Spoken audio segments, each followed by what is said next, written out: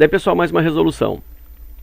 O determinante da matriz M, formada pelos elementos 8, 5 e x, 4, menos 1 e y, menos 2, 6e, é igual a 32.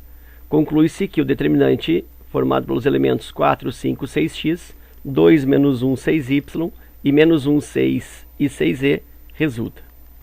Bom, mais uma vez, né? Eu tenho elementos algébricos, eu tenho letra dentro do determinante como elementos. E esse determinante está resultando 32. Então, uma matriz com elementos algébricos, mas com um determinante numérico igual a 32.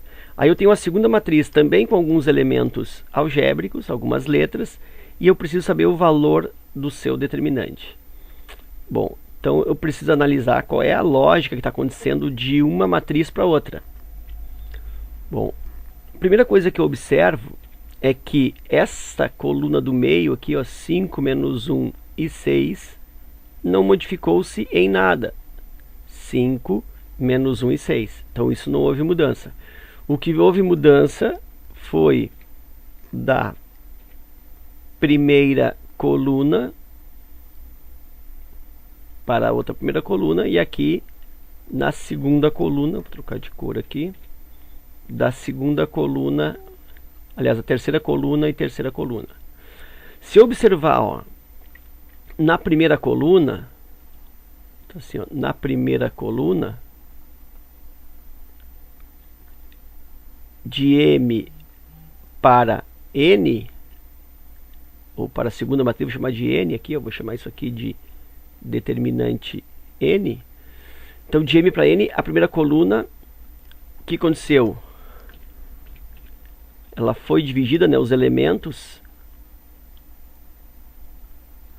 foram divididos por 2.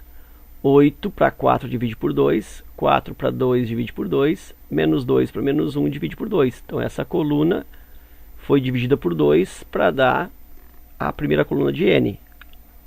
Ok. E aí depois, a terceira coluna,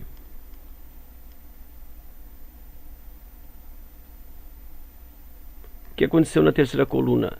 A terceira coluna era x, y, z, se transformou em 6x, 6y, 6z. Ou seja, ela foi... Então, os elementos foram multiplicados por 6. Bom, então vamos pensar agora no que acontece. Cada vez que tu multiplica uma linha ou uma coluna de uma matriz por um certo valor, o determinante fica também multiplicado ou dividido por esse valor.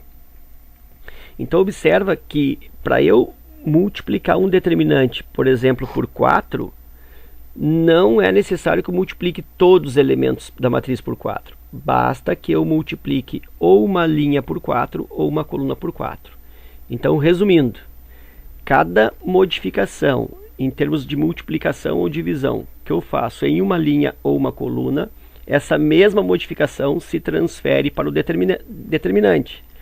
Então, olha só, se a primeira coluna, os elementos foram divididos por 2, então significa que eu vou pegar esse 32, então vou botar assim, ó, determinante de N, que eu chamei de N, né?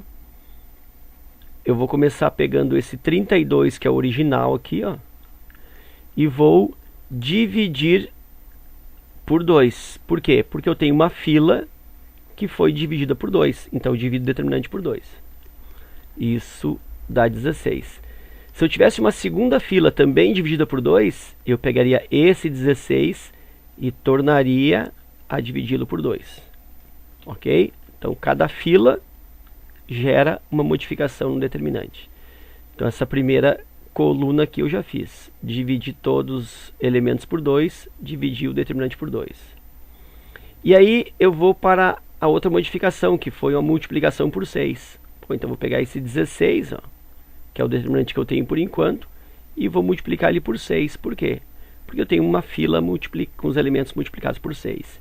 E aí 16 vezes 6, 16 vezes 6, 6 vezes 10 dá 60, 6 vezes 6, 36, isso dá 96. Então o determinante dessa segunda matriz resulta 96, alternativa E. Ok? Então era isso. Espero que tu tenha aproveitado. Obrigado pela visita. Bons estudos e até a próxima.